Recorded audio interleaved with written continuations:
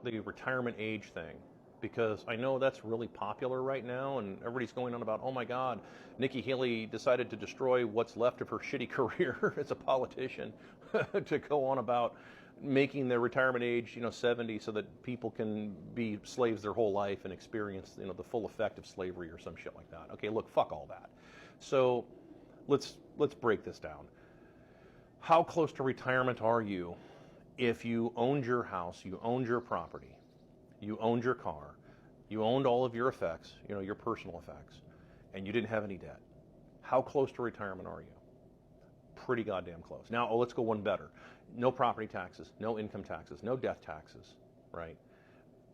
How close to retirement are you? Even with no income, even if you had zero income, we haven't even thrown in your income yet. How close to retirement are you? Well, you're pretty goddamn close, actually, aren't you?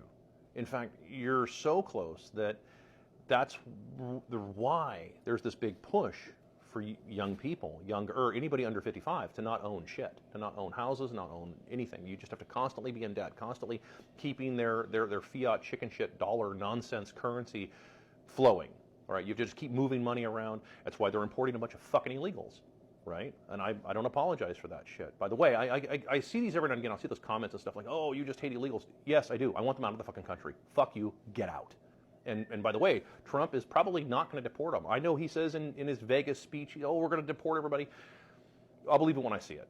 He had 4 fucking years to do that shit before, and he fucked off. He did nothing with it, right? He spent so much time dicking the fucking dogs, he should have had 10 litters of fucking puppies by the time he was done. So, no, I'll believe it when I see it. But this is where this comes from, right? This is why they don't want you to own anything. Remember, there is no money in you owning any of this shit.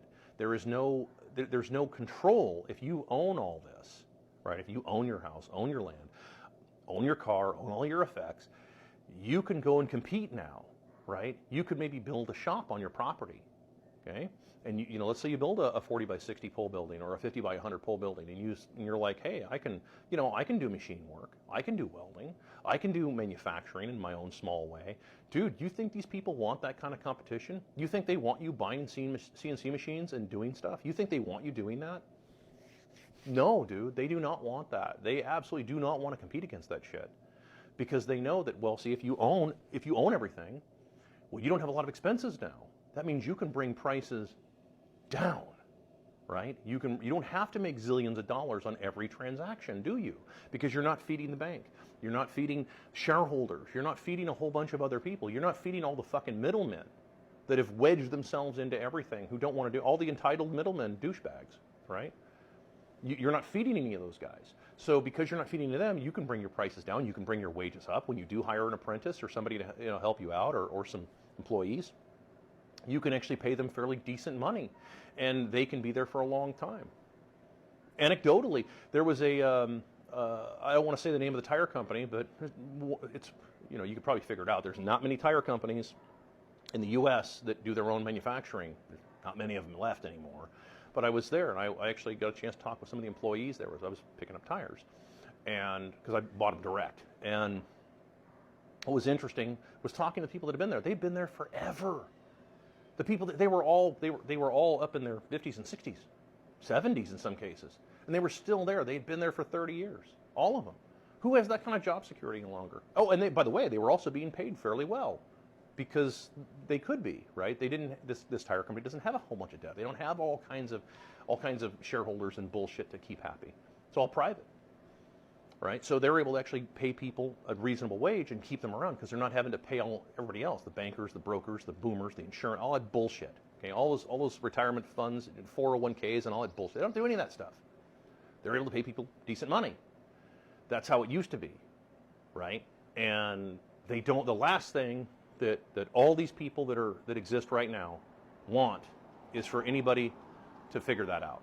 They don't want you figuring that out, and they certainly don't want you owning property. I guarantee you that. They absolutely do not want that. So keep that in mind, that when you see all of this stuff happening out here in the world, and when you see dumbasses like Nikki Haley and others going on about retirement age and trying to figure out like how they can make things better for you, dude, they can't do shit for you. You have to do it for yourself. I mean, unfortunately, I can't go on to a lot of solutions to these problems on the internet, because the internet is once again owned by bankers. It is owned by bankers because big tech is owned by big banking.